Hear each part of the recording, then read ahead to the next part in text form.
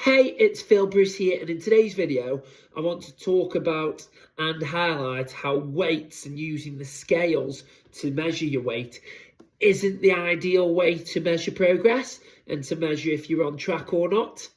Now, what we tend to do, if you're recording results, if you're recording before and after, and you're wanting to see how much you're progressing or how well you're doing, we tend to go on the scales and we tend to think, right, okay, if we lose weight, that means we're progressing, that means we're getting fitter, that means we're getting healthier and better and stronger and all that kind of metric, and we're losing body fat.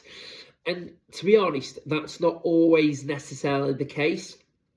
Now, what we have to remember, one of the highlights to remember with scales and weight in general, is that the clothing that you wear can determine the weight that you are or have an impact in it. So, for example, if I'm weighing myself on the scales and I've got a t-shirt on, I've got trousers on, baggy trousers, and I've got some trainers on, that is going to have an impact on the weight, or it's going to put more weight on in comparison to if I was just in boxers or underwear, or if I was naked, to be fair. It's going to have an impact because the clothes weigh.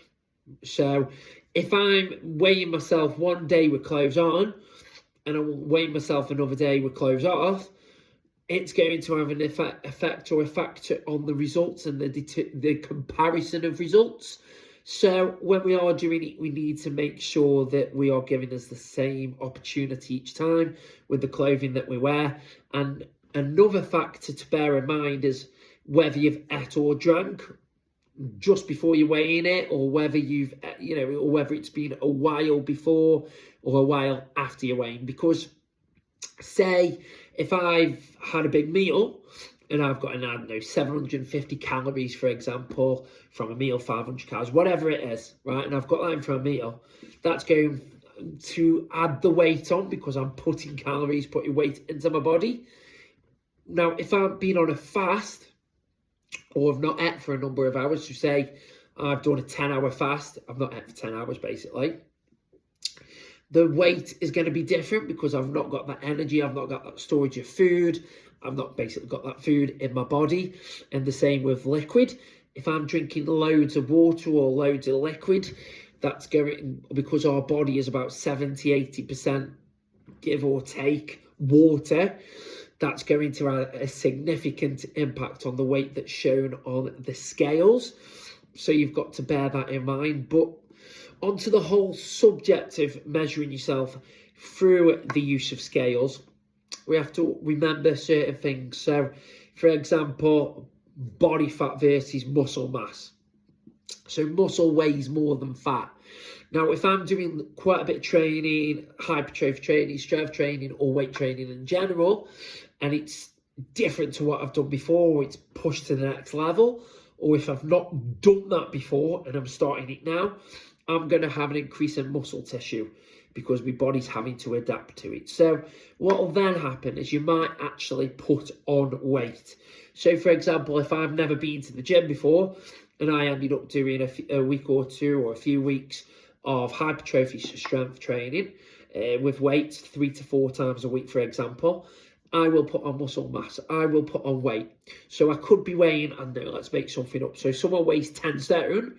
If I've then gone and done weights as part of it and I've kept my diet pretty much the same, the rest of it pretty much the same, I could then go on the scale, weigh 10 stone 2 or 10 stone 4 or whatever it is. Nothing really significantly. I'm not going to weigh like 12 stone or whatever, but if I get to a point and I'm putting on a few pounds, it's because I'm getting more muscle in my body.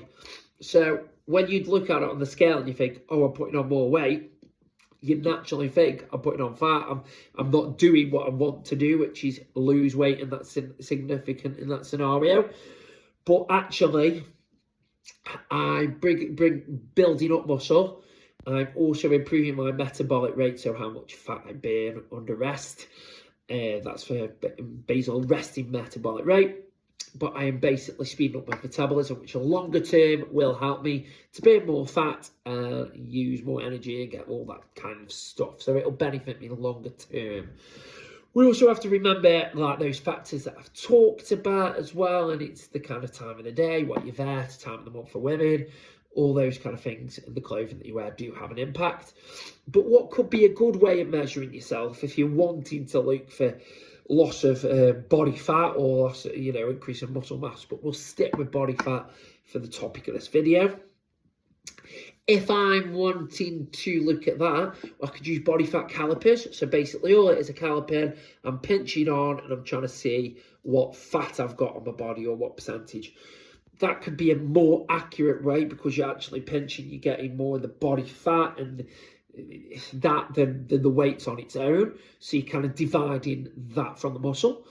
So that's one way you could do it. One of my favourite ways to advise clients is progress pictures. So what you could do is take a picture on your phone or get a video on your phone of you at the start of your training regime. So basically week 1, I could, to be honest, if the client is comfortable wearing like underwear or wearing a bra or wearing clothes, not many clothes, in order to be able to see the body and see what it's like, I would then get them to take their own picture. So they've got that. And then every so often, so if I'm doing a 12-week program, it could be weeks 4, 8, 12, or 3, 6, 12, or whatever you want. I would then get them to take another progress picture at each of those spells, and we can see what the body is like. We can see how it's changing. We can see if there's been any development. Does it look trimmer? Does it look more muscular? Does it look healthier, basically? They're a great way to indicate progress.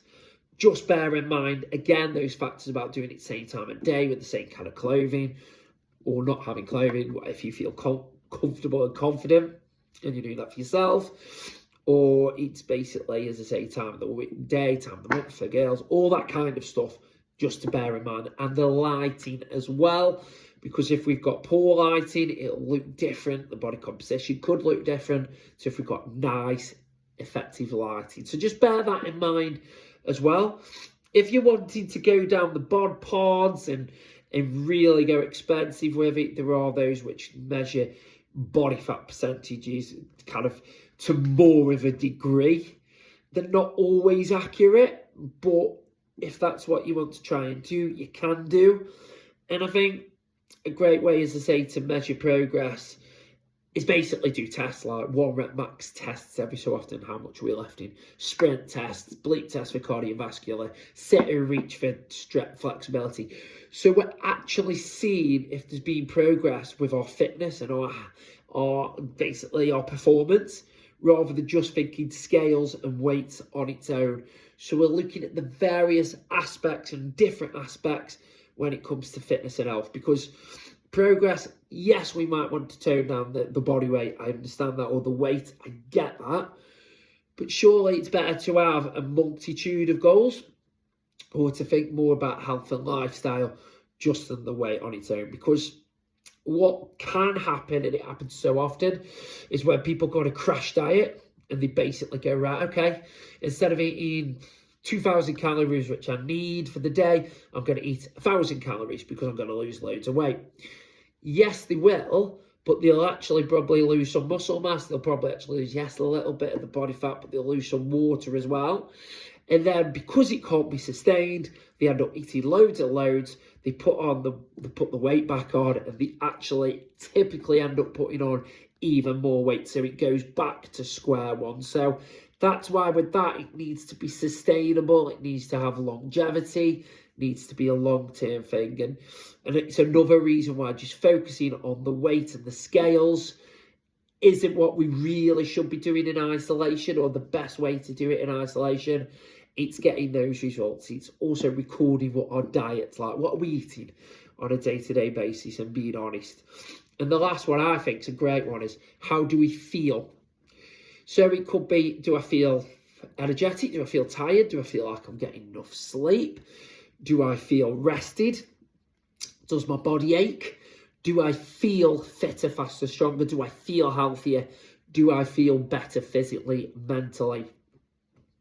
Those parts will have a massive impact on the rest of it, because if I'm feeling fatigued, tired, drained, hungry, I then most probably won't go to the gym, or if I do, my performance will be basically significantly negatively affected. Whilst if I'm feeling good and feeling great, I'm more likely to want to keep this going and keep the progress going, and I'm more likely going to be able to perform better in my gym work, my training, my exercise, my classes, and my everyday kind of active daily living exercises. So basically, everything that I'm doing each day, I'm going to feel better, I'm going to act better from it and perform better. So I just hope that's kind of been nice and educational. I hope you found some benefit from that and trying to understand that just thinking about weight and the scales isn't the only way, or probably isn't the best way to determine progress that you're making with your regime, with your fitness, your health, your lifestyle. So yeah, I hope you found that beneficial.